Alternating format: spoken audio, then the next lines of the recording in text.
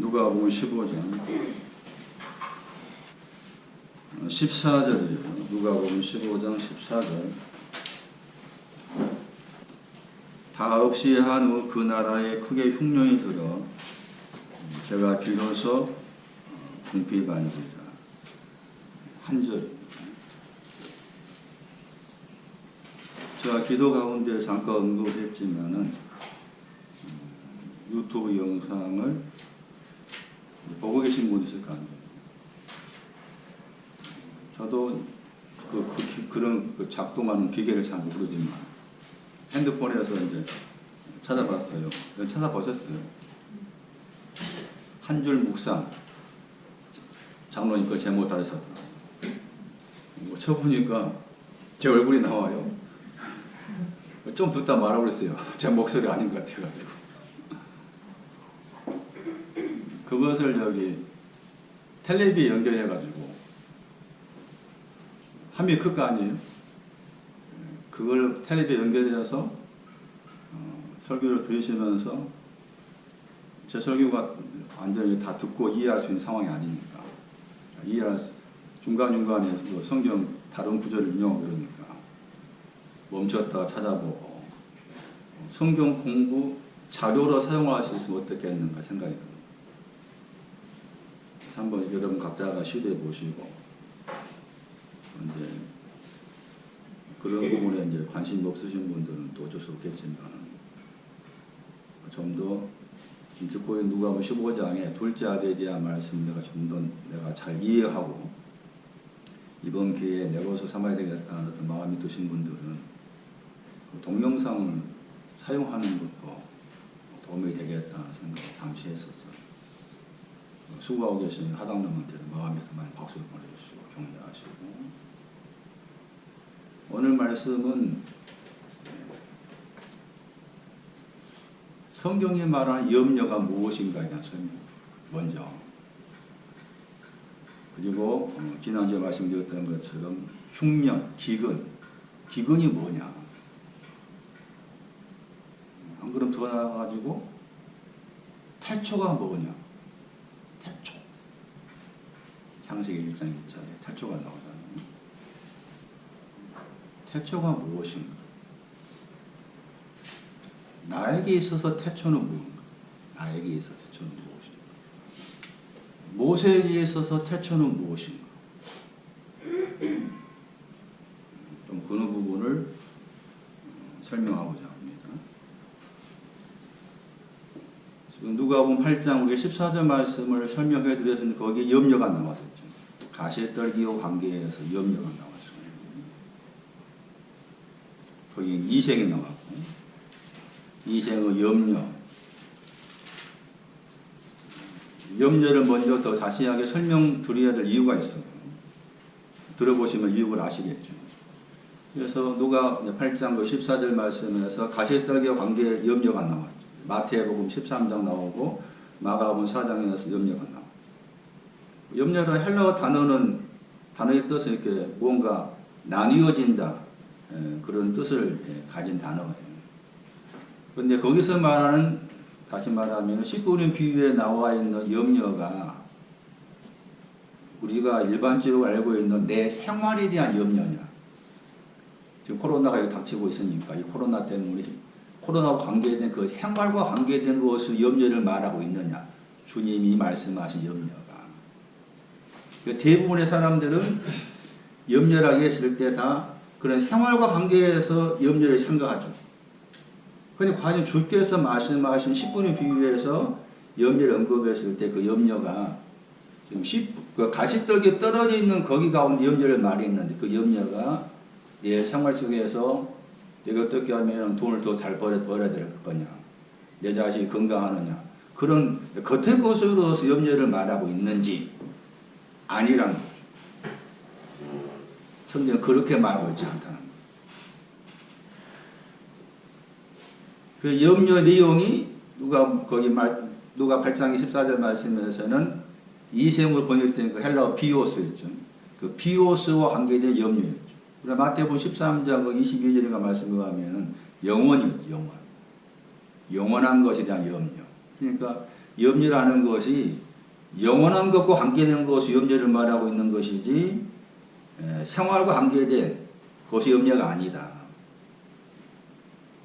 또 우리가 알고 있는 마태복음 6장 거기 말씀에서도 6장 26절 전후의 말씀에 의하면은 몸을 위해서 무엇을 입을 것인가에 대한 염려. 목숨이 영혼인데 영혼에 대해서 먹고 마시는 것에 대한 염려만 나오잖아요. 거기도 마찬가지. 그 마태 6장에 나와 있는 몸과 영혼에 대한 염려도 거기서 무엇을 먹을 것인가 마실 것인가 입을 것인가 했을 때 먹고 마시고 입는 것이 겉의 것이 아닙니다. 그런 부분이 많이 잘못 해석하고 되어 있는 거죠. 잘못 해석되다 보니까 자꾸 생활과 관계해서 가져오는 거예요. 그리고 아주 유명한 또 성경 구절이 있죠. 베드로전서 5장 7절인가 말씀 나오고 베드로가 말한 내용이 나오고 너 염려를 뭐라 그랬어요? 주께 맡겨버리라. 그러면은 뭐 이루신다 막 뒤에 나오잖아요. 염려 주께 맡겨버리라. 그 베드로가 염려란 단어 썼을 때도 염려 주께 맡겨버리라. 생활과 관계돼. 생활과 관계되는 것으로 염려를 주께 맡겨버려. 요담이를 주께 맡겨버리라. 지훈이를 주께 맡겨버리라. 태경이하고 태영이를 주께 맡겨버리라. 그런 의미로서 베드로가 썼겠냐? 베드로가 그런 사람 아니야.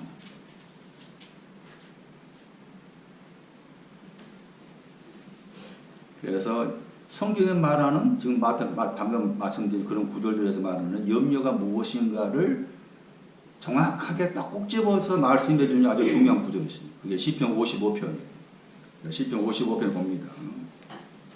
방금 말씀 그런 구절에서 염려를 말씀했을 때 염려가 무엇인가에 대한 설명이에요. 우리는 먼저 이런 내용의 염려를 할 수 있어야 돼요. 생활 염려가 생길 때에는 거기에 맞춰가는 또 나름의 기도가 필요하겠지만 이런 염려가 있어야 됩니다. 시편 55편 23절이죠. 원어 성경 23절이고 사본 원어 성경 사본 23절이고 번역된 성경 22절일 거예요. 거기 나와 있죠. 너희의 짐을 여호와께 맡겨버리라고 그랬죠.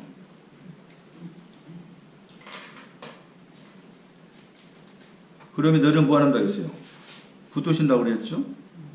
이거 뒤에 마셔도 무슨 말이 나와요? 의인의 요동함을 영영이란 말이죠. 영원이란 말이죠. 올라. 영원히 하나가단 말 준단 말이죠. 주지 않는다. 의인의 요동함을 영원 주지 않는다 그랬죠. 자, 그러면 그 말씀 가운데 너의 짐이라고 그랬죠. 너가 누굴까요? 너의 짐을 맡겨버리라 했을 때 너가 누구냐? 누구한테 한 말이에요? 다시 베드로전서 5장 말씀에서 너희의 염려를 맡겨버리라 했을 때 너희가 누구냐는 거예요. 항상 구체적으로 말씀하고 있다 그 말이에요. 성경은 구체적으로 말씀하시는 거지 그냥 어중이 떠중이 다 모아가지고 말씀하고 있지 않다. 여기서 여기 구절에서 염려는 너는 누구예요? 의인이죠. 의인 된 자인데 의인 그러면 최소한 의인도 이제 거기 의인도 요즘 표현으로 말하면 클래스가 있어. 그러니까 제일 낮은 차원의 의인은 의와 공평을 아는 사람이에요. 제일 낮은 차원의 의인은 의와 공평을 아는 사람이 제일 낮은 차원의 의인인데 어쨌든 그 최소한의 의와 공평을 알고 있는 그 의인에게 의인인 너의 짐을 여호와께 맡겨버리라 했을 때 이 구절을 베드로가 알고 있었어요. 베드로가. 그래서 베드로전서 아까 말씀드린 5장 몇 절이었어요? 5장 7절이었죠. 5장 7절에다가 이 시편 55편 말씀을 가져다가 자기가 이제 그 글을 쓰는 데 있어서 55편 이 구절을 인용한 거예요. 그럼 베드로가 베드로전서 말씀을 썼을 때 그 역사적으로 기록한 시기가 대략 한 100년 전 사이고 AD 100년. AD 100년 전에 썼을 텐데 그러면은 저기 이 시편 언제 기록됐는가 훨씬 오래 기록됐겠죠. 오래 전에. 히브리어니까 또 구약 성경이니까. 그럼 베드로는 제가 베드로서 5장 7절 말씀에 너 염려를 주께 맡겨버. 그 염려가 시편 55편의 짐이다. 그 베드로가 그 구절을 기록했을 때 베드로가 아무런 어떤 거기 참고할 수 있는 말씀의 도구, 기록된 사본이라도 기록되어져 있었던 전에 내려오던 또 기록되어져 있는 히브리 어떤 사본을 전혀 가지지 않고 썼겠느냐 아니라고 말이죠. 그런 히브리어 사본도 가지고 있었을 것이다. 동시에 히브리어를 헬라어로 옮긴 70인역도 가지고 있었을 것이다. 70인역은 BC 200년에 쓴 거예요. 신약 성경 말씀 AD 50년에서 100년 사이에 썼다 한다면은 훨씬 전에 70인역을 쓴 거예요. 이 시편 55편 22절에 이 히브리어를 헬라어로 옮긴 것이 70인역인데 그 70인역을 참고해 쓴 것이 베드로전서 5장 7절. 그 염려가 뭐가 되는 거야? 시편 55편 22절 말씀에 염려가 뭐로 말했어요? 염려가 뭐라고요? 염려를 짐으로 해요. 짐을 염려로 바꾼다는 거죠. 짐이라는 저 히브리어를 헬라어로 옮겼을 때 염려라는 단어가 70인역에 있는데 그 헬라어 단어를 베드로가 차용을 해가지고 베드로전서 5장 거기에 7절 말씀에다가 짐을 염려로 바꾼 거예요. 그러니까 염려랑 짐이 같은 거죠. 헬라어는 염려지만 히브리는 짐이라. 이해되셔요? 헬라어는 염려지만 히브리는 짐이라는 거라. 그러니까 베드로가 썼던 염려란 그 단어가 누가 8장 14절에 마태 13장 말씀에 씨 뿌린 비유 가운데 가시떨기에서 염려라고 해서 같은 단어 썼는데 그 염려가 뭐냐? 왜 마태나 마가는 영원한 염려라고 했느냐? 영원의 단서가 영원한 염려라고 했어요. 그 영원이란 염려가 뭐냐? 하는 것이 시편 55편 말씀에 짐을 통해서 염려 내용을 알 수 있는 것. 동시에 몸에 입어야 될 것을 염려하지 말아라. 목숨 영혼에 대해서 입고 마실 것에 염려하지 말아라 할 때도 염려 내용도 이 짐이라 이 단어를 통해서 설명할 수가 있는 거예요. 마태 6장 말씀에서 몸이라고 했을 때 이 몸이 아니에요. 목숨이라고 해서 우리가 알는 목숨이 아닌 영혼을 말해요. 그럼 여기서 말하는 그 짐이 뭐냐는 거죠. 이 단어는 여기에서만 딱 한 번 나온 단어입니다. 그런데 다니엘서 말씀이나 에스라서 말씀은 아람어로 기록되었어요. 아람어로. 나머지의 성경들은 다 히브리어로 기록되었는데 에스라서하고 다니엘서 말씀이 다니엘서는 물론 다니엘서는 이제 아람어도 있고 히브리어도 있지만은 많은 분량에 있어서 아람어로 기록된 성경을 든다면 에스라서 다니엘서를 할 수가 있어요. 거기 보니까 거기에 이 단어의 동사가 나와요. 그래서 이 단어의 동사가 나와요. 그 구절을 통해서 짐이 염려가 무엇인지 알 수가 있어요. 우리가 지금 듣고 있는 내용 가운데 나와요. 경비를 말해요.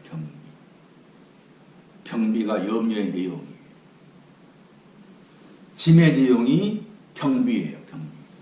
그래서 에스라 6장 4절, 에스라 6장 8절 말씀에 이 짐이라는 단어의 동사가 나와요. 번역은 안 했죠. 번역을 이렇게 주다 번역 안 했는데 영어 번역 주다가 나와요. 야하브. 찾아보세요. 에스라 6장 4절, 6장 8절 말씀에 경비와 관계에서 경비를 주었다 하는 그 야하브가 나와요. 영어 번역 보면 기분 그 번역됐을 거예요. 이거 여기 시편 55편에 짐이란 이 단어 속에도 짐으로 번역되었지만 주어졌다 하는 단어가 기부. 그런데 원어 성경에 사전에는 거기 기부의 단어에 과거 분사가 써졌어요. 주어진 무엇 이렇게 나와요. 정확한 번역은 짐이란 단어의 정확한 번역은 주어진 무엇.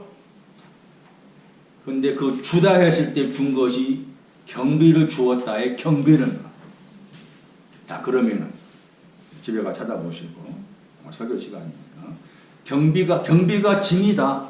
경비가 염려다. 그 말은 왜 염려하느냐 했을 때, 경비를 받아야 되는데 그 말이죠. 경비를 내 것으로 받아야 되는데 내가 받지 못한 것에 대해서 염려하는.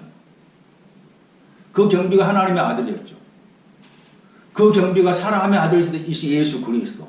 하나님의 아들이신 예수 그리스도라. 풀물불에 던져졌을 때, 사단 메사 아벤으로 던져졌을 때 먼저 가 계신 하나님의 아들 예수 그리스도. 하나님의 예수 그리스도가 내 영혼의 경비입니다. 그 경비를, 내 영혼의 경비이신 하나님의 아들 내가 잡아야만이 나를 풀물불에서 나오게 하시고, 손가락에도 경비가 있었잖아요. 다니엘 7장 10절 말씀에도 경비가 있어요. 불의 강이 나오려면 또 경비가 나와. 다니엘 7장 10절 말씀. 그러니까 경비의 내용이 여러 가지잖아요. 하나가 아니겠죠? 아니잖아, 당연히. 그래서 마태복음 6장 말씀에 몸에 입을 경비, 몸에다가 옷을 입는다 할 때 경비가 필요하고, 목숨에 영혼에게 먹고 마시는 것도 그 경비야, 경비. 돌아와가지고 마태복음 6장 말씀에서 몸에 옷을 입는 것하고 영혼이 먹고 마시는 것하고 비교했을 때, 굳이 높낮이를 따진다면 몸에 옷을 입은 것이 더 높겠어요? 영혼이 먹고 마시는 것 더 높겠어요? 그래서 거기에서 주께서 말씀하시기를 영혼이 먹고 마시는 문제를 설명하면서 예를 든 것이 뭔가 하면은 하늘의 새를 보라고 그러죠. 몸에 옷을 입는 것에 대해 염려하는 사람에 대해서 예와 들기를 들의 백합을 보라고 말하고, 그런 구절들이 문자나 말씀이 아니에요. 그건 상징적인 말씀. 그러면 그 구절들 가운데서 내 영혼이 먹고 마시는 그 내용이 더 높은 수준을 말한 것이냐, 몸에 무언가 입을 것에 대해서 말한 것이 더 높은 수준을 말할 것인가. 높낮이를 따진다면은 어느 쪽이 높겠어요? 여러분 생각에. 많이 알고 성경 구절이잖아. 뭐가 높겠어요? 어느 게 낫겠어요? 어렵죠? 성경은 쉬운 것이 아니에요. 누구나 읽을 수 있는 성경은 절대 아니에요. 그냥 번역된 것도 누구나 읽을 수 없어. 알아채지 못하니까. 어느 성경 말할 것도 없어.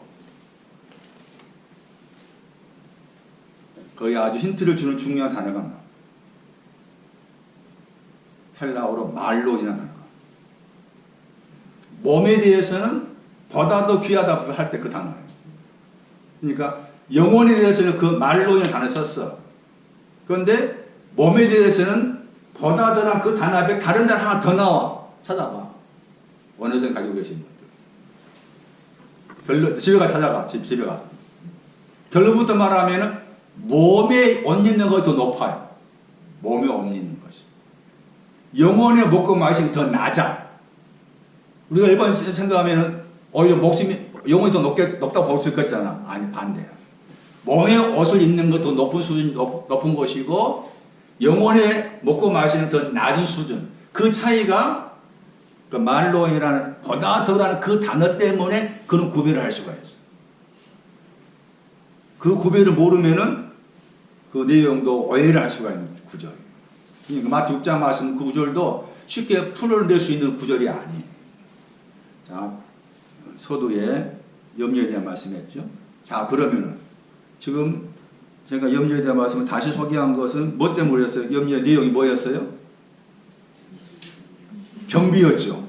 자, 경비를 어떻게 했다고 해서 15장 14절 말씀. 그가 모든 경비를 어떻게 했어요? 다 써버렸다겠죠. 여기 나오는 거야. 그러면은 모든 경비를 없애다가 경비를 쓰다 단어를 했잖아요. 그러면은 저기 이제 다시 돌아가지고 누가 15장 13절 말씀에 나중에 단어가 나왔죠. 메타. 그 나중에 단어를 다시 생각하셔야 되는 게, 처음에는 염려를 가졌잖아요. 염려를 가졌어. 그 나중이라 그 말은 경비가 염려구나를 받아들인 거지. 나중에 저 단어가 말한 것은. 나중에 오기 전에는 염려를 가지고 있었지만 그 염려가 경비인지 모를 수 있었을 것이고, 또 그 염려를 경비를 알았다 손치더라도 자기 것으로 만들지 못했어. 나중에는 저 단어는 이제 염려가 경비구나. 그것을 경비는 알았고, 그 경비를 아버지가 주셨음을 그가 받아들였다는 것이 누가 15장 13절 말씀에 우리 번역으로 후라는 저 단어예요. 그래서 15장 14절 말씀에서 그가 모든 거 경비였죠. 경비를 다 없이 했다. 없이 했다고 하는 저 단어가 경비라는 단어의 동사였기 때문에. 그래서 경비를 없이 한다 했을 때 경비가 염려의 내용이구나. 염려해야 될 것이 내 영혼의 경비에 대한 것이고, 그 경비를 주관하시고 계신 분은 또 경비 그 자체는 하나님의 아들이시다. 사람의 아들이시다. 사람의 아들, 하나님의 아들이 내 영혼의 경비임을 내가 내 마음에서 붙잡아야 된다. 자, 돌아가서 이제 누가 15장 14절 말씀이 오늘 설명드린 기근에 대한 거죠. 이게 번역으로는 뭐라고 번역됐는가 하면은 흉년 들었다겠죠. 흉년, 기근 같은 단어죠. 흉년, 기근 같은 단어예요.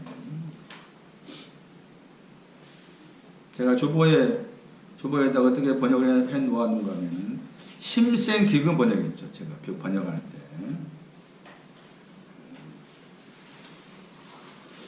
여기 번역으로는 크게라 번역됐죠. 크게라는 저 단어가 힘이 세단 말이에요. 크게라는 단어가 힘이 세단 말이고, 저 단어가 형용사인데 동사가 됐어요. 그게 마태복음 9장에 나와요. 우리가 잘 알고 있는 성경 구절을 알 수가 있어요. 마태 9장 12절 말씀에 건강한 자에겐 의원이 필요하다 안 하다? 그때 건강하다고 단어예요. 여기 크다는 단어가 건강하다 하는 단어예요. 건강하다는 동사고, 여기 크게라는 단어는 형용사고, 흉년에 대한 설명이에요. 흉년이 무엇인가에 대한 설명. 먼저 이 단어부터 살펴야 돼요.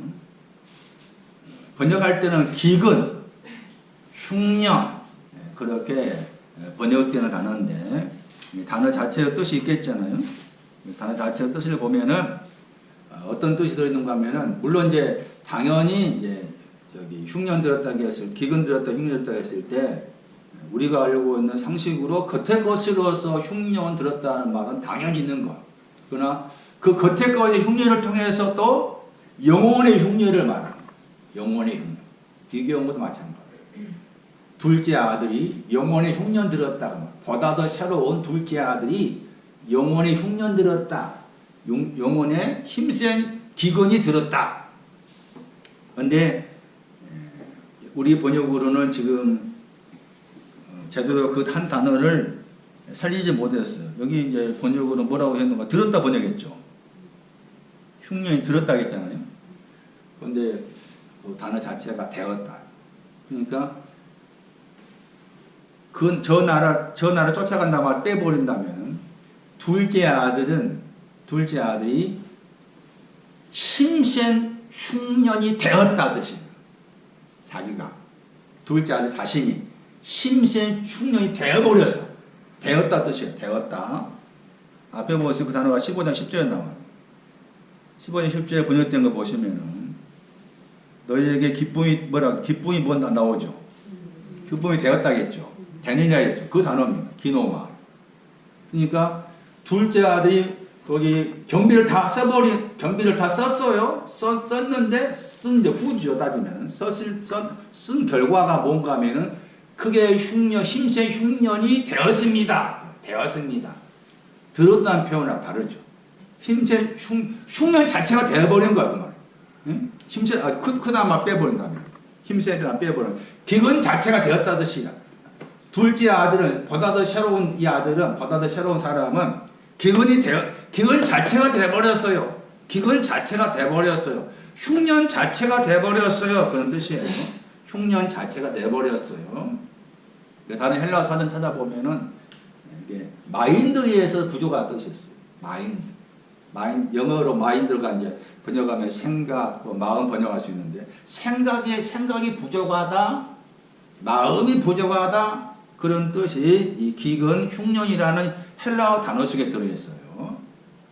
그런데 거기서 좀 더 나가면, 좀 부족하다고 했을 때, 마인드가 부족합니다. 생각이나 마음이 부족하다고 했을 때, 부족한 내용이 무엇일까 하는 거죠. 기근, 흉년에는 부족하다 뜻이 들어있다. 부족하다고 했을 때, 부족하다 내용이 뭘까 하는 거. 부족하다 내용이 뭘까. 그래서 그 단어를 따라가 보면은 어떤 단어가 나와. 그 단어 우리가 많이 들었던 그 단어예요. 누가복음 18장 22절에 나온 단어예요. 그래서 흉년 들었다, 기근이 되었다, 그 말은 이런 뜻이구나, 그렇게 유추해서 설명할 수가 있는데, 누가복음 18장 22절만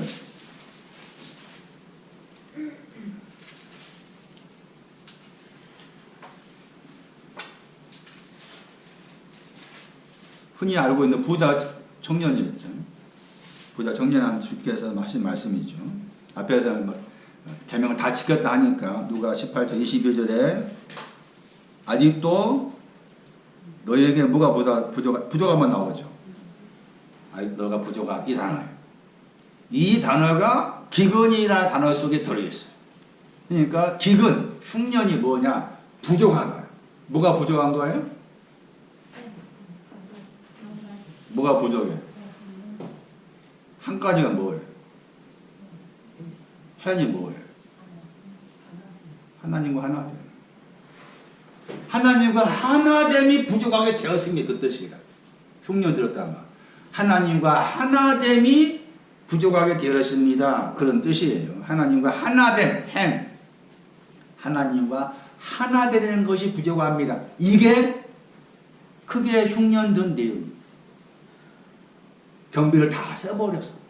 경비를 다 써버린 결과 하나됨이 부족하구나. 하나됨이 부족하구나 하는 거예요.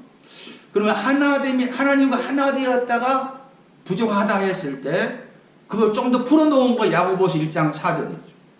하나님과 하나됨이 부족하다는 말을 풀어놓은 것이 야고보 1장 4절인데 그 야고보 1장 4절 말씀을 보면 거기에서 부족하다를 다시 부정하죠. 부족하지 않다는 말이 나오는데 그러니까 부족하지 않다. 하나됨이 부족하지 않다고 했을 때 내용이 뭔가 하면은 완전하다. 그렇죠? 완전한 말 나오죠? 그 완전하다, 뭐가 완전한 거냐? 뭐가 완전한 거예요? 그 단어가 사용된 성경 구절 가보면은 뭐가 완전한 것이냐? 하나님과 하나 된다 하는 걸 부족합니다는 것이 흉년된 것이다. 기근된 것이다. 그러면 그 하나님과 하나됨이 부족하다는 말을 풀어놓은 게 야고보 1장 4절 말씀인데 거기에 온전하다 말 나온다. 온전한 것이 뭔가? 마태복음 5장 마지막 절 말씀 보면 하늘에서 너희 아버지께 무한 같이 온전하신 거. 너희도 뭐하라 그래? 그 구절이 너희도 온전해야 하나님과 똑같이 온전한 말이야. 하나님과 똑같이 온전해야 돼. 그게 하나됨이라 똑같이 온전해야 돼. 그 다음에 또 뭐가 나와? 구비한다 말 나오죠? 야고보 1장 4절 말씀. 구비해서 그 말 나오죠. 구비한다 말 나와요? 네. 그러니까 하나님까지 온전하고 그리고 구비하다 이걸 갖추었을 때 이제 하나된 것이 부족하지 않다 그 뜻이지. 하나님이 부족하지 않다. 그러면 구비한다고 했을 때 뭘 구비할 거니까 사일정 5장 23절 말씀 나와. 그 단어가 그 영과 그 혼과 그 몸이 흠없게 보존되는 거. 그렇게 돼야 돼. 그 영과 그 몸과 그 영과 그 영혼과 그 영혼 그 몸이 흠없게 보존되는 것이 온전하다. 그래야만이 하나 되는 거야 이게. 그래서 기근이라는 게 이 하나님과 하나됨이 부족합니다. 기근이 돼버렸어. 하나됨이 부족하게 돼버렸어. 그거 알아챈가 이 사람 알아챈다 그 말이야. 정확하게 하나된 것이 부족한 것이 돼버렸어. 하나가 안 되었구나. 그거 돼버렸어. 기근이 돼버렸어. 하나님과 하나됨이 하나됨이 부족한 것이 돼버렸어. 돼버렸어. 그게 기근이에요. 사도행전 9장 10절 말씀에서 그 기근을 뭐라 풀어놓은 누가가 큰 환난이다. 큰 환난. 사도행전 9장 10절인가 말씀에 기근을 큰 환난으로 묘사하죠. 물론 그때 그 배경이 애굽에서 요셉과 야곱이 살았던 그 시대에서 일어난 그 기근과 관계에서 누가가 풀어놓은 구절이지만 큰 환난. 큰 환난. 왜 기근을 큰 환난이라 말했을까? 하나됨이 부족한 것이 큰 환난이다 그 뜻이잖아요. 그래 보세요 여러분. 마태 24장 말씀이나 계시록 7장 말씀에 뭐하면 큰 환난이 용어가 나와요. 큰 환난에서 나온 자들 계시록 7장 말씀. 마태 24장 말씀에 이와 같이 이런 큰 환난이 있을 것이다 하잖아요. 큰 환난이 있을 것이다. 그때도 대부분의 교회에서는 큰 환난 다 바깥의 것이죠. 이 지구상에서 일어난 어떤 자연계 이상 현상 성경 그렇게 말하고 있잖아요. 큰 환난 내용도 기근이고 하나님과 하나됨이 부족합니다. 이게 큰 환난이라. 그러면 왜 큰 환난이라 했을까 했을 때 크다 말 나오면 어디 찹쌀 어디 가든가 망대 가야 돼. 망대라는 그 히브리 단어 속에 크다 말이죠. 여호와 이름이 망대잖아. 여호와 이름이 망대요. 여호와 이름이 망대. 여호와와 하나 되려면은 망대. 망대는 크다. 크다 해서 큰 내용이 여호와 하나님이 큰 거예요. 크다 말은 그 말이에요. 환난이라는 말은 계속 내 마음에 나를 누르고 있는 그 환난이에요. 바깥의 것이 아니에요. 내 마음을 누르고 있는. 뭐가 누르고 있어요? 크다는 말 빼버려. 환난이라는 말 적용식 환난에만 가지고 오면 기근이 내 마음을 뭐하고 있어요? 이게 환난이다. 하나가 안 되었다. 하나됨에 대해서 부족하다 하는 것이 늘 내 마음을 누르고 있는 것이 내 마음의 환난. 성경에 말하는 환난도 바깥의 것이 아니야. 내 마음에 뭐가 누르고 있는 것이 환난이다. 그럼 지금 보세요. 여러 마음을 프레셔, 영어로 프레셔야. 누르고 있는 것이 뭐냐? 내 마음과 생각, 요즘 들어서 내 마음과 생각을 짓누르고 있는 그 무엇이 뭐냐? 그게 뭐하고? 이 보다도 새로운 둘째 아들. 하나가 부족한 돼버렸기 때문에 거의 늘 자기 마음을 누르고 있어. 지금 내 마음을 짓누르고 있는 보이지 않는 대상이 뭐냐 그 말이에요. 대부분 다 거기 걸렸잖아. 코로나에 걸려있고 등등 다 걸려있잖아요. 그래서 우리가 그냥 미안한 마음으로 저분께 기도드린다면은 하나님 내 영혼이 내 마음과 생각이 기근을 쫓아가야 돼. 내 영혼의 염려가 경비해야 되는. 그렇게 죽어야 되는데 나는 자꾸 죄송스러운 이야기지만 요담 이야기 자꾸 미안하죠. 요담이한테 걸리고 응? 요담이 아빠한테 걸리고 누구한테 걸리고 뭐 장사한다 걸리고 집 짓는다 걸리고 밭에 가서 일하는데 멧돼지가 오나 안 오나 걸리고 이거 걸립니다. 이렇게 맨날 걸려가지고 어떻게 살겠습니까? 조금 봐주세요.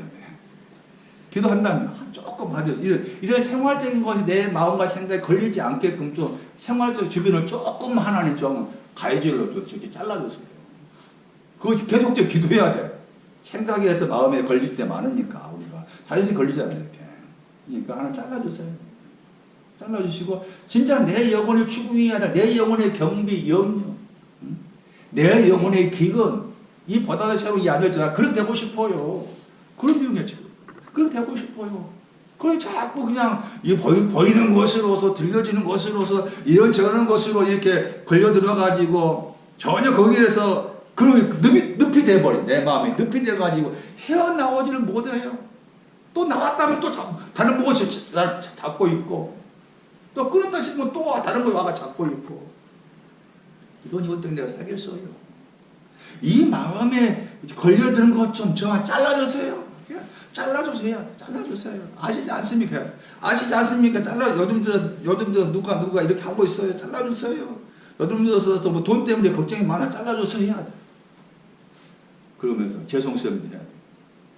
이 기도는 너무 내 본인의 내 이기주의 기도입니다. 어쩔 수 없이 내가 하겠습니다. 어쩔 수 없이 하겠습니다. 그럼 좀만 봐주세요. 그러면서 불자들처럼 경비를 다 써버렸습니다. 기근이 돼버렸습니다. 기근이 된 것이 뭔지 알고 싶어요. 염려가 경비라는데 염려는 경비가 뭔지 알고 싶어요. 왜 저분이 먼저 불보속에 가 있었는지 알고 싶어요. 내 삶의 자리에 먼저 왕이 계신 저분을 알고 싶어요. 그걸 알고 싶은데 민호 때문에 그래. 뭐 밭이 뭐가 와가지고 자꾸 이렇게 힘들게 만들어요. 좀 잘라주세요. 잘라주세요.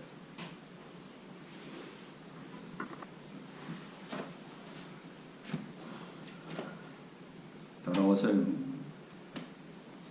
이 구절 설명드리고 누가 4장에 사렙과 갑 이야기하고 창세기 41장 설명할게요.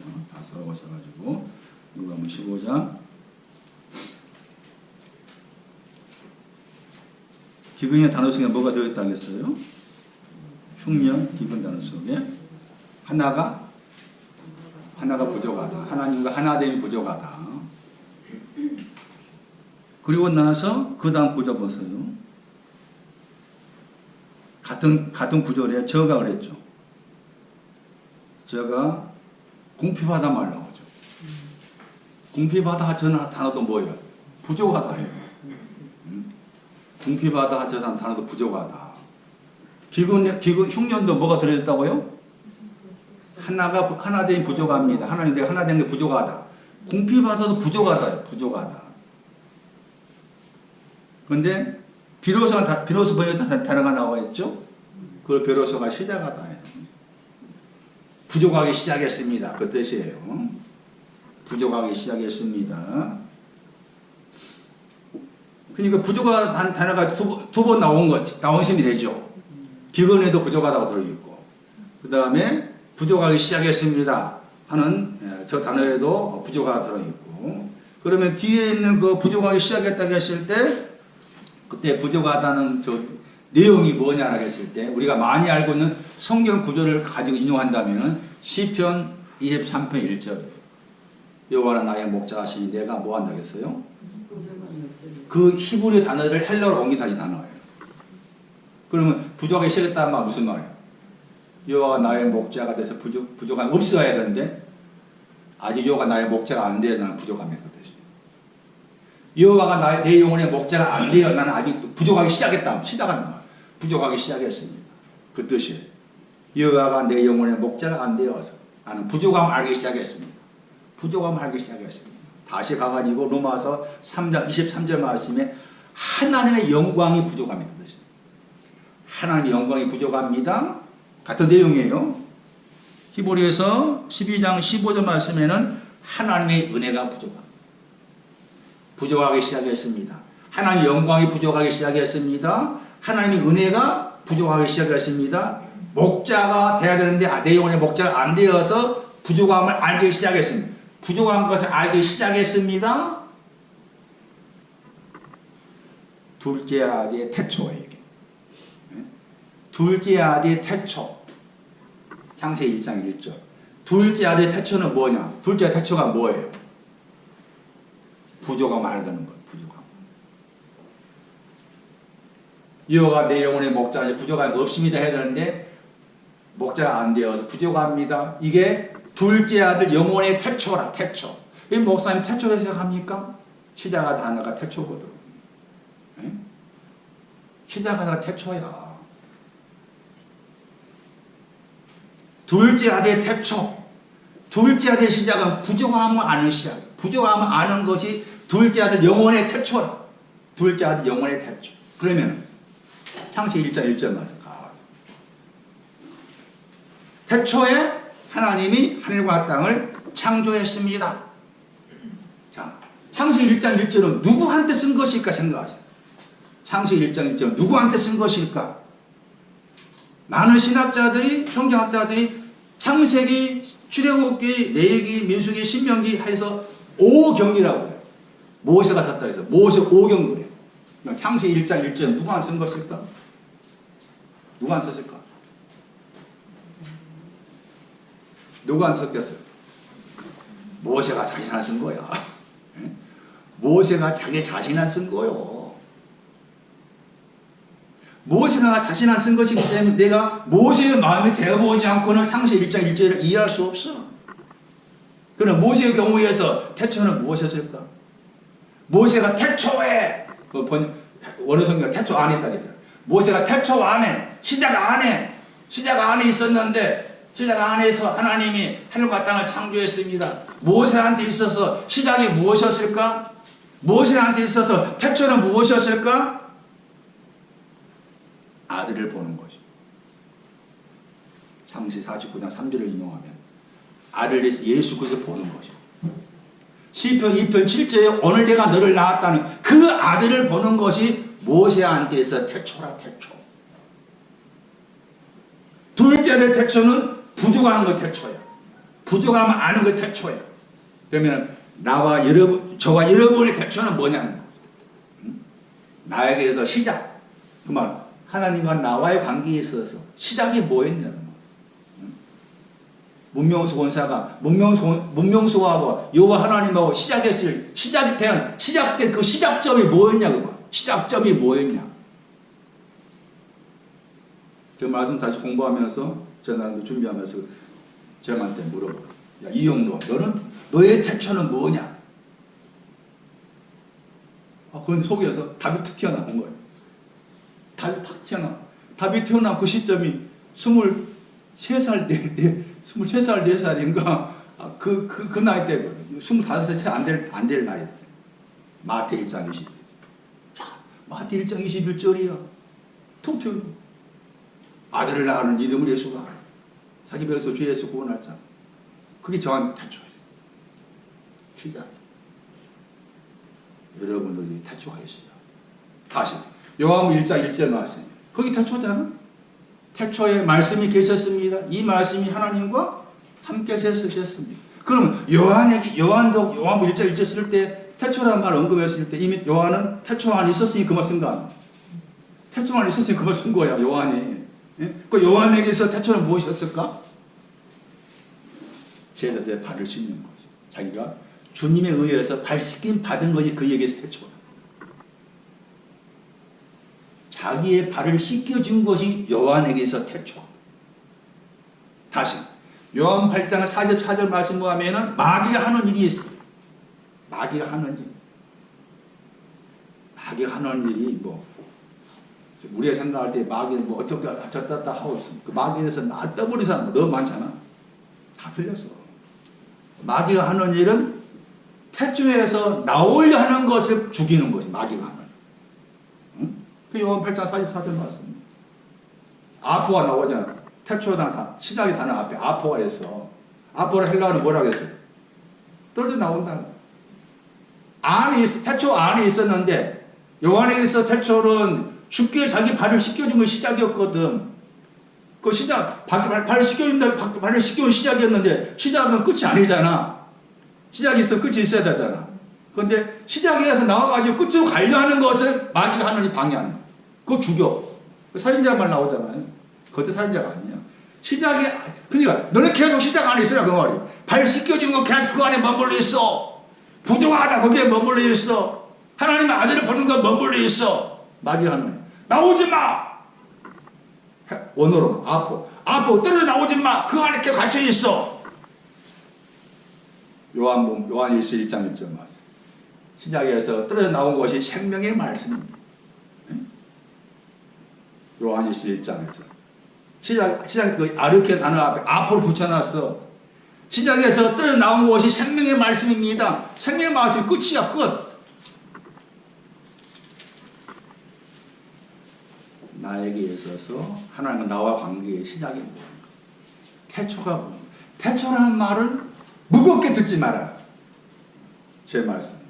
창세기 1장 1절에 태초라는 그 말을 무겁게 생각하지 말아라. 시작일 뿐이야, 시작. 시작을 태초라고 그래. 그런데 모세의 시작은 시편 2편 7절 말씀에 오늘 내가 너를 낳았다. 그 아들을 보는 것이 모세의 시작이었어. 요한은 1장 1절에 태초라 말씀했을 때, 그가 있었을 때 말씀드렸던 것처럼 발을 씻겨준 것 그에게 시작이 있었어. 나에게 시작은 무엇이었을까? 그건 돌아봐요. 지금까지 신앙생활 쭉 해오시면서 물어봐요. 최영이야, 너는 오늘 설교 들어보니까 다 태초가 있는데 너는 태초가 뭐냐? 너는 태초가 무엇이었느냐 물어봐요. 내가 나의. 그 시작점이 있어야 되잖아요. 물론 없을 수 있잖아요. 없는 그것도 많겠지만 먼저 없다면 하나님 나한테 나에게 태초를 달라 해야 돼. 나에게 시작을 달라 해야 돼. 부족하면 뭔지 부족하 시작했다고 했잖아. 부족하면 시작했다? 부족하면 뭔지 알아야 되잖아. 그 태초니 둘째 아들 보다 더 새로운 아들의 태초니까. 자, 더 나아가서 시작하다 단어가 또 나오죠? 어디 나오는가 하면은 같은 이제 이 누가 15장 말씀을 여기 15장 24절 말씀. 15장 24절 말씀에 즐거워하더라 나와 있죠. 누가 15장 24절 말씀이에요. 즐거워하더라 했을 때 하더라가 시작하단 말이에요. 이 사람의 경우는 누가 15장 24절 말씀에 이 사람의 경우는 3인칭 복수가 나와 있죠. 저희가 그랬죠. 어디 하고 있는지 아세요 지금? 저희가 그랬죠. 저희가 3인칭 복수잖아요. 그러니까 3인칭 복수가 저희들이 즐거워하기 시작했다고 했죠. 즐거워하기 시작한 것도 이 사람의 3인칭 복수의 태초잖아요. 시작하단 말이 태초다. 창세기 1장 1절 와서 너무 무겁게 생각하지 말아라. 시작일 뿐이다. 시작이 있어야 뭐가 와? 끝이 오는 거야. 그래서 헬라 아르케가 있고 텔로스가 있잖아. 시작이 있고 텔로스가 끝이라. 시작은 어디로 가기 위해서? 끝을 향해 가기 위해서 시작이 있는 것 뿐이다. 창세기 1장 1절 무겁게 생각하지 말아라. 공간적인 우주를 설명한 말씀 전혀 아니다. 창세기 1장 1절 우주를 말씀하고 있지 않아 전혀. 모세 신앙을 말하고 있는 것이지. 그래서 여기 그러면 시작은 즐거워하는 것이 이 사람 태초는 3인칭 복수 이 사람 태초는 뭐냐? 즐거워하는 거 이 사람 태초라. 그럼 3인칭 복수가 누구냐? 누가 15장 24절 말씀이 저희들이 뭐 한다고 했어요? 즐거워하더라 했잖아요. 즐거워하더라 했어요. 그러니까 3인칭 복수 저희들이 누굴까? 품꾼을 말해요. 품꾼이 저희들이에요. 품꾼들은 시작이 있었다. 즐거워하기 시작했다. 품꾼들 앞에 품꾼이 어디 나와요? 15장 17절에 나오죠? 15장 17절 품꾼 15장 17절 품꾼이 15장 24절 말씀에 3인칭 복수예요. 즐거워하기 시작했다. 이 사람들 태초는 즐거워하는 거야. 보다 더 새로운 둘째 아들의 태초는 부족하다. 모세의 태초는 아들 시편 2편 7절에 오늘 나오신 아들 예수를 보는 거. 요한의 태초는 주께서 발 씻겨주는 거. 여러분의 태초는 나의 태초는 뭐냐? 이게 내 일주일 동안 아니면 한 달 동안 아니면 이번 금년 내내 내가 붙잡아서 화두가 돼. 화두.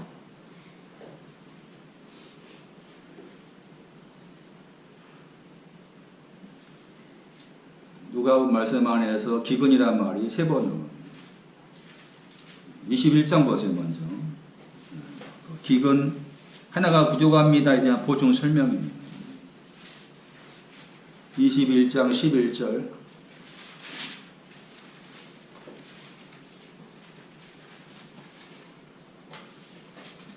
거기 기근 번역했죠.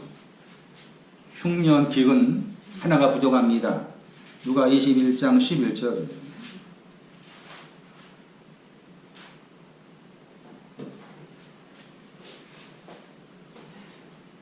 근데 거기에 처처라 번역 단어가 나오죠. 처처를 쫓아서 지진도 있고 기근도 있고 언욕도 있고 그 나와있죠. 누가 21장 11절 말씀도 문자적 말씀이 아니에요. 상징적 말씀이에요. 상징적 말씀을 생각하셔야 돼요. 그러니까 기근을 뭐로 말하는가 하면 기근이나 지진이나 언역을 무엇과 관계해서 말씀했는가 하면 처처와 함께 말해요. 처처 보냈다는 단어 보세요. 우리가 많이 들었던 단어죠. 토포스. 토포스를 쫓아서 그러죠. 가타. 토포스를 쫓아가니까 기근을 아는 거죠. 토포스를 쫓아가니까 기근을 아는 거예요. 그 말은 또 기근이라고 했을 때 하나가 부족합니다 하는 것은 토포스를 쫓아가면서 알 수 있는 것이다 하는 그런 내용을 알 수가 있어요. 토포스 그러면은 요한복음 14장 3절 4절인가 나와 있죠. 다시 이제 4장 가보세요. 사렙다 과부와 관계된 기근에 대한 설명이에요. 누가 4장 읽어보시라고 했었죠? 그랬나요? 누가 4장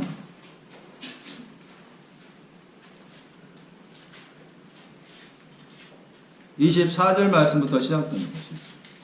누가 4장 24절 말씀 시작됐습니다. 환영을 받는 자 하나도 없다. 그의 고향이란 말인 거죠. 고향의 단어가 아버지에 속하단 말이죠. 아버지라는 단어가 들었어요. 고향이라는 단어 속에는 아버지라는 단어가 들었어요. 환영을 받지 못한다. 그 말 하면서 이제 예를 든 거예요.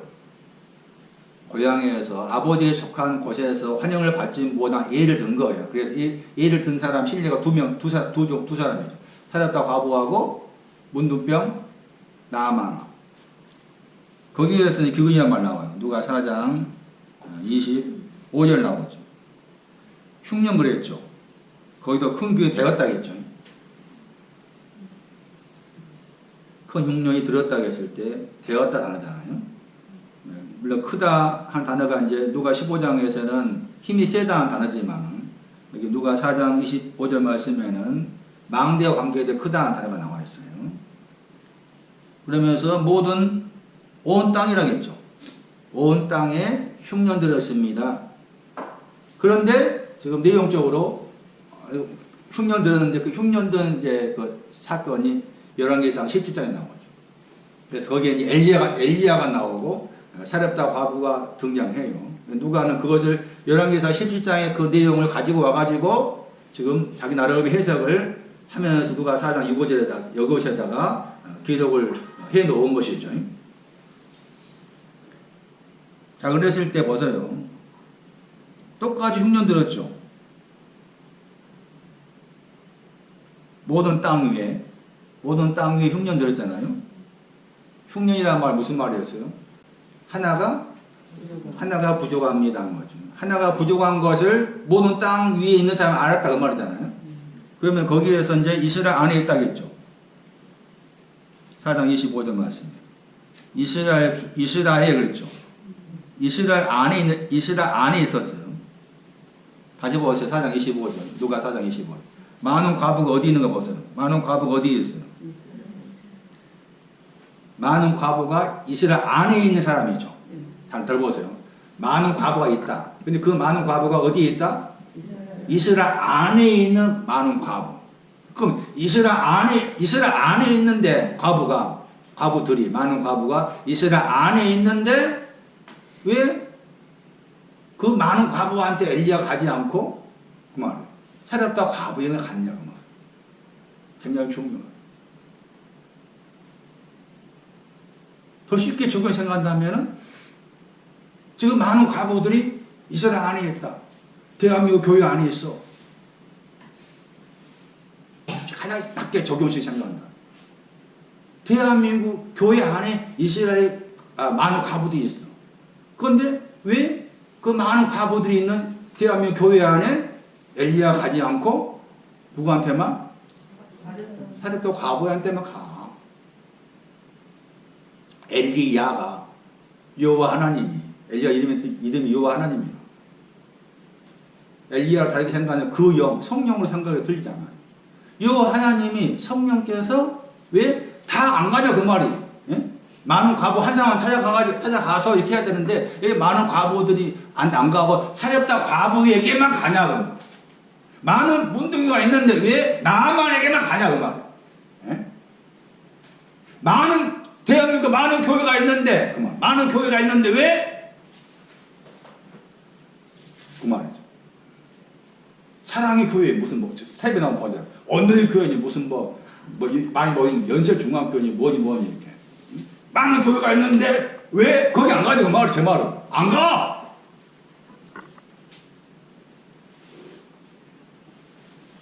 그 사람들 들으면 막 쫓아와서 뭐라고 그러지? 쫓아서 뭐하든 네 알아서 하라고. 안 가.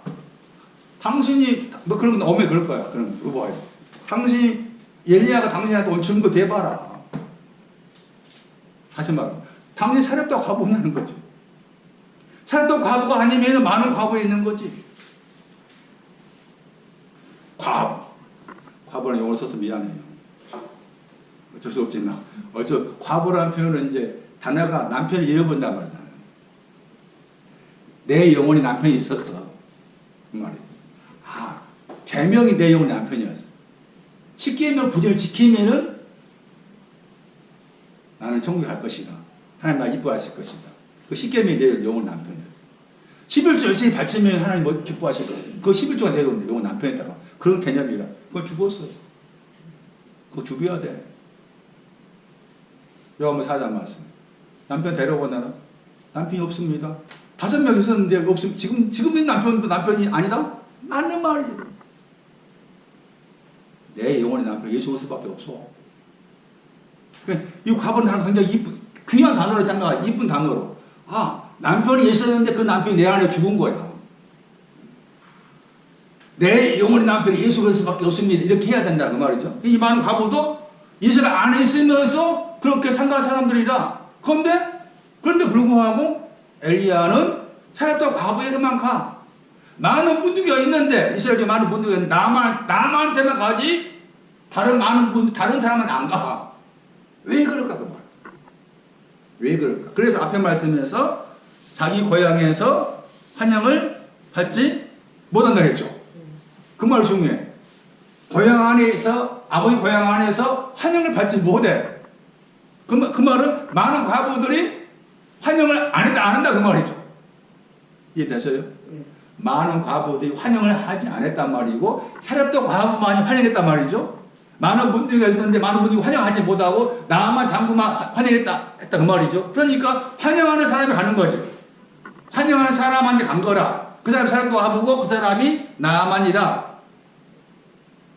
오늘도 마찬가지. 많은 한국 교회가 있지만은 환영한 사람한테 가. 마음에서 환영하고자 하는 사람한테. 환영하다, 영접하다. 히브리어로 나촌이란 말. 다르게 보면 기쁘게 연락하다. 기쁘게 연락하려는 사람에게 가는 것이지. 이스라엘 안에 분명히 있었어. 과부요. 그런데도 기쁘게 연락하지 않을 수가 있다 그 말이죠. 이스라엘 안에 있는 과부인데 불구하고 기쁘게 연락하지 않을 수가 있다 그 말이죠. 그런데 사렙다 과부는 기쁘게 연락할 수가 있었어. 나만 장군도 기쁘게 연락할 수 있었기 때문에 그 사람만 찾아가. 그래서 뭐 수천 명 모이고 수만 모이고 그게 문제가 아니에요. 여기 부활절 날 거기 뭐 영상 올려놓은 거 보니까 큰 교회니까 이제 같이 찍어서 이제 거기 뭐 KBS 방송인가 내보내다 보면 장난치는 거 너무 많아. 속에서 호흡을 쳐. 사랑의 교회. 성경 크게 지어놔가지고 부활절 예배 드리는데 코로나 때문에 성도도 많이 모이니까 오지 말라 하잖아. 집난 육가니까 이렇게 했잖아. 거리두기 해가지고. 그런데 여기 영상 보셨어요? 사진을 다 찍었어. 수만 명의 그 사랑의 교회 성도 사진을 다 찍어가지고 의자에 다 붙여놨어. 여기다 민원지 붙여놓고 입력도 붙여놓은 거야. 이 붙여놓고 앞에서 오 목사가 이렇게 설교한 거야. 장난치잖아. 그게 사랑의 교회야. 사랑의 교회. 합동층. 제일 많이 모인다는 교회. 제일 많이 모이는 건 모르겠지만. 그게 한국교회 주소야. 현 주소. 어디 그게 부활절 예배, 그게. 부활도 모르는 부활절 예배. 많은 과부한테 안 가. 그 많은 과부도 어디 안에 있는 과부? 이스라엘? 그 말, 이 말 중요해. 이스라엘 안에 있는 많은 과부예요, 과부도. 그럼 생각해 보세요. 이스라엘 안에 있는 과부가 있고, 이스라엘 안에 있지 않은 과부도 있을 거 아니야. 그죠? 그래서 디모데 5장에서 바울이 뭐라고 씁니까? 무슨 단어가 나와요? 과부에 대해 말할 때. 참 과부란 말 쓰고. 응? 과부는 과부인데 참이라는 단어 붙여놨다. 참 과부. 거기 보면은 그 보다 더 새로운 과부가 나 있어요. 보다 더 새로운 과부한테는 하지 말아요. 보다 더 새로운 과부는 방향이 틀려. 신앙의 방향이 틀려가지고 뭐 일라고 쫓아간다 그런 표현이 나와. 참 과부라는 표현 쓴 이유가 그거라. 새롭다 과부만이 참 과부라. 새롭다 과부의 정신이 참 과부. 저는 새롭다 이야기 끌릴 때마다 한민아 자매선거. 오래전에 한민아 자매한테 이 말씀 줘가지고 그거 계속 기억나. 한민아 자매는 기억나나? 하나 모르겠지만. 새롭다 과부. 야, 그러면 왜 새롭다 과부에게 갔느냐? 가문과 관계해가지고. 그 말씀 하기 전에 이스라엘 안에 있는 무슨 과부라 했어요? 이스라엘 안에 있는 무슨 과부? 많은 과부. 많은 과부가 어디에 있었다? 그 말이 무슨 말이냐? 그래서 이스라엘 단어를, 이스라엘이 말하는 의미를 생각하셔야 돼요. 이스라엘 그러면 이제 이스라엘과 관계된 것이 계시록 7장 말씀에서 12지파가 이스라엘하고 연관되잖아요. 거기 계시록 7장 말씀 보시면 한 지파마다 그 신천지에서 말한 것처럼 12,000명인가 이렇게 인치잖아. 거기에서 이제 이스라엘 아들들이 나와요. 이스라엘 아들들 해가지고 그 이스라엘 아들들을 인치시는데 인침이 뭐 종들 인친 거죠. 종들. 다 의미가 있는 것인데 그래서 이스라엘이 뭘 말하는지 의미를 알아야 돼. 왜냐하면은 엄밀히 말해서 구약은 이스라엘에 대한 내용이죠. 이스라엘. 그러니까 이스라엘이라는 그 이름의 의미를 모르면은 성경을 잘못 해석할 경우가 너무 많아. 이스라엘 12지파도 이스라엘에 대한 거예요. 이스라엘이 뭘 말하는지를 알아야만이 12지파가 어떤 신앙을 말하고 있는지를 알 수가 있는 것이니까. 여기에서 이스라엘 안에 있다. 그 이스라엘 그러면은 이스라엘 누구예요? 야곱의 다른 이름이죠. 제가 종종 이야기 말씀드리지만 이스라엘이니까 우리가 이스라엘 지금 여기서 내가 이스라엘인이 되려면 저기 저쪽 가가지고 거기에 나야 돼.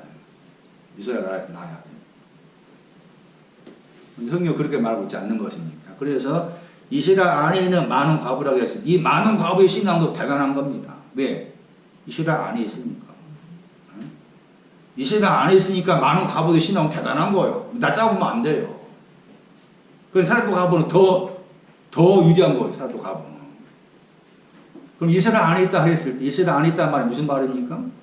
다시 말하면 신구약 우리가 알고 있는 신구약 성경 말씀에서 이스라엘이 무엇을 말씀합니까? 그게 창세기 32장에 나온 거잖아요. 창세기 32장 28절 말씀에서 너희 이름이 무엇이냐 물어봤어요. 그 야곱입니다 하고서 너희 이름은 이스라엘하라 해가지고 거기에서 하나님과 겨루었다 나오죠. 그러니까 이스라엘이라는 히브리어 단어 뜻 속에서 하나님의 단어가 들어있고 앞에 이스라가 번역된 대로 한다면 겨루다. 그러니까 하나님과 겨루는 것이 이스라엘임의 뜻이에요. 하나님과 겨루는 것이 이스라엘임의 뜻이에요. 그런데 그 이름이 나오게 된 그 배경을 생각해야 돼요. 이스라엘의 의미를 제대로 이해하시려면 배경을 생각해야 되는데 그 배경이 어떤 배경인가 하면은 형 에서가 430명인가 데리고 야곱한테 오고 있는 것을 야곱이 먼저 형의 동태를 살펴보기 위해서 보냈었는데 그 보낸 사람이 와가지고 보고가 되는 거예요. 400명인가 430명인가 그 사람 뭐 군대면 군대겠잖아요. 옵니다. 그러니까 그 말 듣고서 야곱이 속에 두려움이 생깁니다. 그러면서 에서의 손, 형제의 손이란 말이다. 나중에 집에 가서 창세기 30일 다 읽어보 처음부터 그때까지. 그러니까 두려움이 생기는 거예요. 두려움. 형 에서가 온다는 그것이 두려움이 생겼어요. 두려움과 연관된 내용이죠. 이스라엘 이름이 나오게 된 배경입니다. 그러니까는 이제 그 말 듣고서 두려움이 생겼잖아요. 그래서 야복강을 다 건너게 만들죠. 홀로 남았죠. 홀로 남으니까 어떤 사람이 와서 씨름하죠. 그 어떤 사람이 여호와 하나님이죠. 그 여호와 하나님도 전쟁, 용사의 하나님, 전쟁하신 하나님이에요. 전쟁하신 하나님이 와가지고 야곱과 씨름해요. 그 씨름한다고 했을 때 야곱이 먼저 씨름을 거는 것이 아니고 여호와 하나님이 오셔가지고 야곱한테 씨름을 청해서 여호와 하나님이 야곱을 붙잡고 씨름하는 거예요. 씨름하면서 거기에서 이길 수 없단 말 나오죠. 이길 수 없으니까 뭐 한도뼈를 쳤다겠다는 한도뼈를 치게 되었고 그 한도뼈를 치니까 우리 번역 위골되었다 했죠. 그리고 나서 이제 또 뭡니까 새벽이 오기까지 씨름했죠. 씨름한 거. 새벽이 오기까지 씨름해요. 그리고 나서 새벽이 올라와서 나 갈란다 하니까 붙잡고서 나에게 복 주세요. 복 주지 않으면은 나 당신 못 버립니다. 그런 표현, 그런 마음이었겠죠. 그래서 거기에서 이름이 뭐냐 물어보잖아. 야곱입니다. 그래서 이름을 바꿔준 거죠.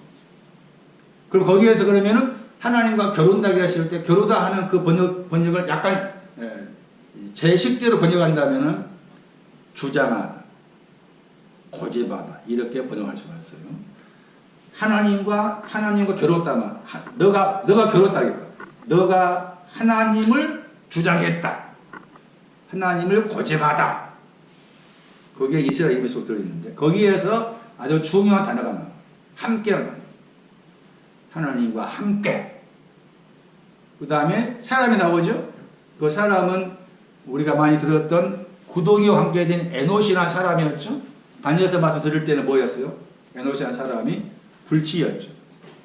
그런데 그 에노시라는 사람이 거기서는 그 야곱 속에 있는 불치, 고칠 수 없는 그런 내용의 사람이 아니라 다시 보니까 창세기 18장 그 2절 이하 말씀에 아브람한테 여호와 하나님이 찾아오시는데 세 사람을 오시죠. 그때 세 사람 할 때 사람이 단어가 에노시. 그러니까 거기 창세기 228절 말씀에 사람이라는 단어 앞에도 함께, 하나님의 단어에도 함께가 나와요. 함께라면 두 번 나와요. 그러니까 그 하나님과 함께 주장하다, 하나님과 함께 고집하다. 뒤에 있는 사람은 여호와 하나님이시니까. 그걸 생각한다면 이렇게 해석하시는 거예요. 하나님과 함께 있다. 하나님이 나와 함께 계신다고 나는 주장합니다. 하나님 나와 함께 계시면 나는 고집합니다. 뭐 때문에? 두려움 때문에. 지금 내가 두려워하고 있는데, 에서 때문에 두려워하고 있는데, 두려워하고 이 상황에서 하나님이 나와 함께 하십니다. 임마누엘이죠. 하나님 나와 함께 하신 것을 내가 고집스럽게 주장합니다. 이게 이스라엘. 이게 이스라엘 이름의 의미다. 하나님 함께 하십니다. 세 사람으로서 여호와 하나님이 나와 함께 하십니다. 함께란 말이 두 번 나왔으니까 창세기 32장 28절 말씀에서 하나님이 함께 하신 것을 주장합니다. 또는 함께 하실 것을, 함께 하심을 나는 고집스럽게 말합니다. 이게 이스라엘의 의미의 뜻이에요. 여기 보세요. 많은 바보들. 하나님이 어떤 그 두려움이 있었을 때 하나님이 함께 하십니다. 주장하는 사람이 대단한 사람이잖아요. 많은 바보들이. 이렇게 주장하는 사람. 그런데도 영접하지 않아. 앞에 말씀이 환영을 하지 않잖아요. 사렙다 과부만이 환영을 했기 때문에 사렙다 과부에게 엘리야를 보내신 거예요. 그러면은 사렙다 과부한테 왜 사렙다 과부냐는 거죠. 열왕기상 17장. 이거 잠시 보고 다음 주에 계속 할게요. 열왕기상 17장.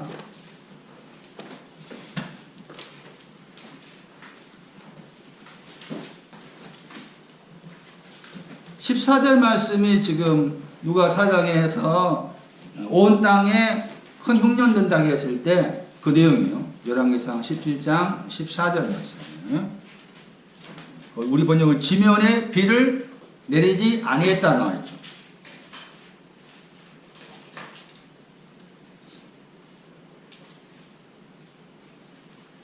열왕기상 17장 14절 말씀 보세요. 비가 지면에 내리는 날까지라고 말했지만은 좀 사르다 과부의 그 상황에서 지금 이제 누가 4장 25절 말씀에 지면에 큰 흉년 들었다 그 말의 의미가 열왕기상 17장 14절 말씀에 지면에 비할 때 비가 오지 않았단 말이에요. 비가 큰 흉년이 하나가 부족합니다 했어요. 하나가 부족한 내용이 비가 오지 않았어. 비가 오지 않아서 이 비가 에스겔 34장 26절 말씀에 복된 장막이에요. 그때 복되다 그 말은 창세기 12장 3절인가 말씀에 복의 근원할 때 그거예요. 그 복은 하나님과 하나됨이 복인 거예요. 하나님과 하나됨이란 복이란 비가 내리지 않는 것이 사렙다 과부 그 당시의 기근. 그리고 앞에 말씀에서 왜 사렙다 과부냐? 왜 사렙다 과부만이 환영하고 이스라엘 안에 있는 많은 과부들은 환영하지 못했는가? 왜 사렙다 과부였는가? 했을 때 사렙다 이름의 뜻 속에 의미가 있어요. 왜 사렙다 과부였느냐?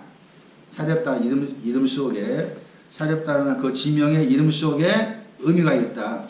왜 사렙다 과부인가? 사렙다 이 단어 속에는 불순물을 없애다 뜻이에요. 이스라엘 안에 있으면서 두려움 가운데 있는 내가 나에게 하나님 함께 계심을 주장하고 믿고 있는 그 사람으로서 자기 영혼에 불순물이 있음을 알고 그 불순물을 없애는 사람이 사렙다의 의미예요. 그 불순물이라고 했을 때 불순물 내용이 나와요. 그게 이사야서 나와요.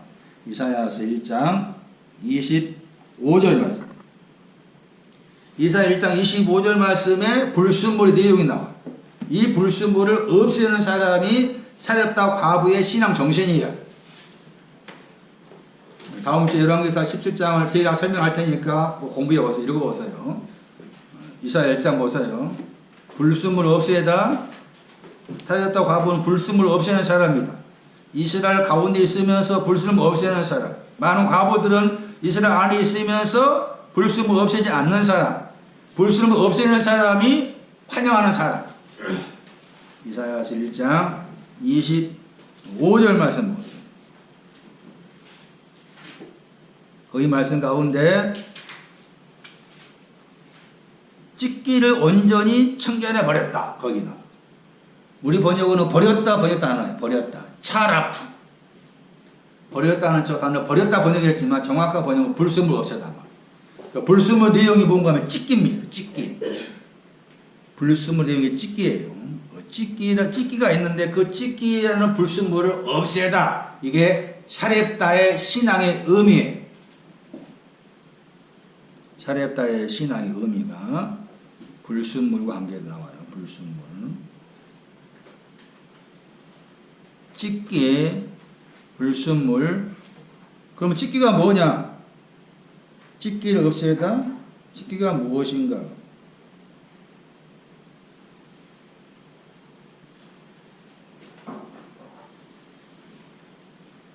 내용이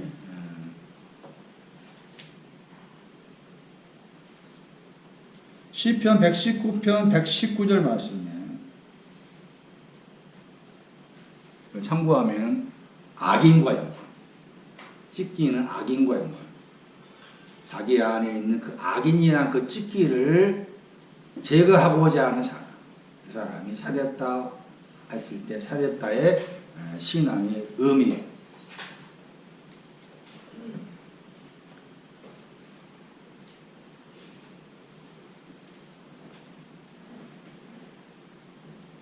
다음 시간에 구체적으로 열왕기상 17장을 설명할 테니까 열왕기상 17장 1절 말씀부터 최소한 16절 말씀까지 읽어오시는데 몇몇 단어들은 사전 찾아가지고 공부해 오시는 거 필요하겠죠. 참고 삼아서 이렇게 오시기 바랍니다. 이제 창세기 41장 좀 설명드리고 마칠게요. 조금 시간을 떼서 제 설교가 보통 1시간 20분 넘게 걸리더라고요. 보니까 시간이 따로 1시간 20분에서 30분. 1시간 20분인데, 한 10분 동안 창세 41장 잠깐 설명드릴게요. 창세 41장도 기근, 하나님과 하나됨이 부족하다. 하나됨이 부족하다는 게 기근의 내용이었는데, 창세 41장 말씀에, 창세 41장 27절에, 창세 41장 27절에 중요한 것은 하나님과 하나됨이 부족하다고 했을 때 그 부족한 내용을 말씀한 구절이에요. 하나님과 하나됨이 부족합니다라는 그 하나됨이 부족합니다. 부족하게 되었습니다 했을 때 부족하게 된 구체적인 신앙 어떤 상태, 그것을 말씀하는 중요한 구절이다. 거기 말씀에 이제 창세 41장 말씀도 공부하셔야겠네요. 그냥 가볍게 읽어보세요. 창세 41장 대략 보면은 풍년과 흉년 나오죠. 풍년, 흉년이 나와요. 흉년이 먼저예요? 풍년이 먼저예요? 풍년이 먼저죠. 풍년의 신앙이 있고, 풍년의 신앙이 있는데 흉년 드니까 풍년의 신앙이 죽죠. 풍년의 신앙이 있어요. 그러니까 풍년보다 흉년이 더 크죠. 흉년이 다 삼켜버려. 아무리 영혼의 풍년이 가지고 있다 할지라도 흉년이 삼켜버려. 그러니까 그래서 이제 풍년의 신앙이 무엇인지 알아야 될 것이고, 동시에 흉년된 하나님이 부족하다고 했을 때 하나님이 부족한 신앙의 어떤 상태를 어떻게 이런 단어들로 이제 묘사를 한 거죠. 그래서 거기 창세 41장 27절 중요한 이유가 하나님과 하나님이 부족합니다. 누가 하는 15장 같은 둘째 아들이 흉년이 되어버렸습니다 하시니까 정확하게 자기 자신이 하나님이 부족한 걸 아는 사람이었기 때문에 되었다고 표현했지만은, 아니 내가 하나님이 부족한 걸 내가 정확히 모른다면은 41장 창세 41 27절 통해서 하나님이 부족한 사람은 이런 내용이 지금은 하나님이 부족하구나 하는 걸 나한테 알려주고 있구나, 그렇게 이해를 하셔야 되겠죠. 거기에서 이제 파리하다 27절 말씀, 파리하다 나오죠. 흉악하다, 악하다 말이고, 흉악하다, 악하다.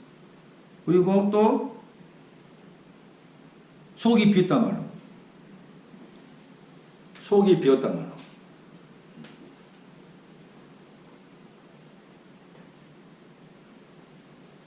그리고 이제 앞에 말씀하면 또 다른 표현이 나와요.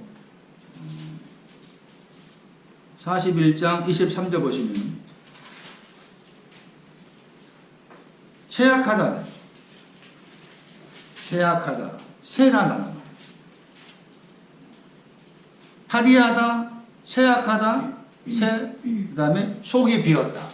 이런 단어들이 하나됨이 부족한 신앙의 영혼의 상태를 말씀하고 있는 중요한 단어들이다. 그래서 집에 가서 공부하실 때 이 단어들이 무슨 뜻인가 일단 사전을 가지고 찾아볼 필요가 있어요. 41절 27절 말씀, 파리하다, 속이 비었다, 그 다음에 23절 말씀에 쇠약하다 할 때 쇠, 약하다 말을 빼버리고 쇠약하다 할 때 쇠라는 저 단어의 뜻이 무슨 뜻인지를 사전을 통해서 살펴볼 필요가 있겠죠. 그런 공부도 선 작업으로 하실 필요가 있을 거예요. 그러면은 잠시 남은 시간에 그 중에서 속이 비었다 하는 단어에 대한 설명이에요. 속이 빈 것이 뭐냐? 속이 비었습니다. 잠언 12장 11절 설명할게요. 하나됨이 부족한 사람은 속이 빈 사람이다. 속이 비었다는 것이 뭡니까? 속이 빈 것이 뭔가? 잠언 12장 11절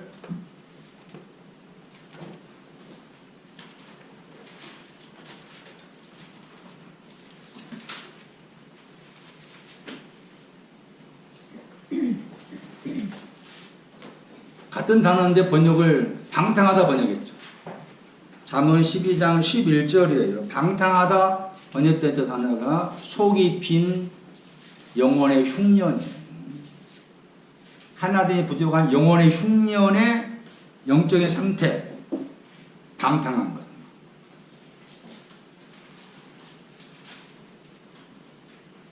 방탕하다 했죠? 같은 단어예요. 방탕하다, 속이 비다, 같은 단어예요. 방탕한 것이 기근이에요. 영원히 흉년, 방탕한 것이 영원히 흉년이다. 같은 단어인데 번역을 속이 비었다 이쪽 잠언에서는 뭐라 번역한 거예요? 방탕하다 번역한 거예요. 그러면 잠언 12장 11절 다시 보시면은 방탕하다고 했을 때 방탕한 사람 뭐가 없어요? 지혜가 없습니다. 방탕한 사람은 지혜가 없다 나와 있죠? 지혜란 말이 마음 말이에요. 마음, 내부. 그리고 없다 그 말은 부족하다예요. 마음이 부족합니다. 부족한 단어가 형용사이기 때문에 부족한 마음. 부족한 마음. 또 부족하다 나오죠? 부족한 마음이 어떤 마음이냐? 시편 23편 1절이에요. 여호와 나의 목자시니 그 단어가 시편은 동사고 여기는 형용사예요. 그러니까 속이 비었습니다. 방탕합니다. 여호와 나의 목자시니 부족함이 없습니다. 딱 당당히 나를 향해 선포해야 되는데 그것이 없는 거예요. 그게 속이 빈 것이고 그게 또 속이 비었다를 방탕하다 이렇게 번역을 한 거예요. 왜 그렇게 속이 비게 되었는가? 마음이 부족하게 되어서 여호와 나의 목자니 부족함이 없다라고 할 수 없느냐? 무화하지 않았기 때문에 자기의 토지를 경작하지 않았기 때문에 자기의 토지를 경작하지 않았기 때문에 자기가 의인은 토지가 있어요. 경작해야 될 토지가 있는데 경작해야 될 토지를 경작하지 않았기 때문에 방탕하게 된 거예요. 다음 주에 계속해서 설명드리겠어요. 창세기 41장 27절 말씀이 중요한 이유는 하나가 부족합니다 했을 때 하나가 부족한 사람의 마음과 신앙의 어떤 상태를 흉년과 관계에서 나타난 단어들을 통해서 설명해 주고 있는데 오늘 잠깐 설명드린 속이 비었다. 방탕하다. 방탕한 것도 속이 빈 것도 이게 영원히 흉년된 증거다. 그리고 이제 방탕하다, 속이 빈 사람의 모든 우리가 알고 있는 지식 가운데서 누가 나오는가 하면 다윗이 춤을 추죠. 막 춤을 추니까 그의 첫 번째 부인이니까 미갈이 방탕하다 했죠. 그래서 태가 다처럼 사건 나온 거죠. 거기도 방탕하다가 사건되었어요. 미갈이 다윗을 보면서 방탕하다는 것은 결국 자기가 방탕한 거예요. 자기가 방탕하니 그 말 튀어나온 거예요. 그러니까 그러면 그 사무엘하 6장에 기해요. 거기서 방탕하다는 것은 뭔가 하면 춤추는 것에 대해서 방탕한 것이죠. 방탕 생각한 거죠. 그러니까 속이 비었다, 방탕하다는 것을 미갈이 자기 입을 통해서 방탕하다 하는 그 말을 꺼내는 걸 살펴보면은 속이 빈 사람은 방탕한 사람은 뭐가 없는 거예요? 춤추는 것이 없는 거예요. 코러스. 풍류와 춤춘다는데 그 춤추는 신앙이 없는 것이 속이 빈 것이고 그게 하나님 보시기에 방탕. 미갈이 자기가 방탕하니 그 말을 했어. 그런데 다윗이 그 말을 하죠. 여호와 앞에 춤췄다 하죠. 그 춤추는 것이 코러스야. 그 헬라어 옮김이 그 단어가 나와요. 그러니까 속이 비었다, 방탕하다, 마음이 부족하다, 춤추는 것에 대해서 반대하는 거, 그것이 지금 하나가 부족한 신앙의 상태를 이 단어를 통해 설명해 주고 있는 거죠. 다른 단어들도 마찬가지로 하나가 부족하다 하는 그 영혼의 상태를 흉년을 통해 설명해 주고 있는 거죠. 흉년이 풍년을 먹어버려. 흉년이 풍년을 먹어버리고, 그러면 여기서 말하는 흉년이라고 했을 때, 하나가 부족하다 관계된 흉년, 히브리어로 말하면 이 단어는 굶주렸단 말이에요. 굶주린 것이 뭐에 대한 굶주림? 떡에 대한 굶주림이에요. 그러면서 내가 떡이 먹고 싶은데 떡에 대해서 굶주렸어. 단어가. 떡이 먹고 싶어. 떡이 먹고 싶어가지고 밤에 가서 사올 거 말까 하고 막 그렇다고 말해요. 그러면은 내가 떡에 대해 굶주리게 되면은 속에서 다른 어떤 반응이 나오겠죠. 무슨 반응이 나올까? 갈망이 나오겠죠. 같이 들어있어요. 굶주림, 갈망. 이게 같이 들어있는 것이 히브리어의 이 기근이라는 단어의 뜻이에요. 그러니까 굶주려야만 뭐가 생겨요? 갈망이 생기는 거. 굶주려야만 갈망하신 떡에 대한 생명의 떡에 대신 하나님의 아들이 예수 그리스도 대해서 굶주려야만이 내 속에서 갈망하신 양면 굶주리다 갈망 양면의 내용이 되는 단어가 나 흉년 기근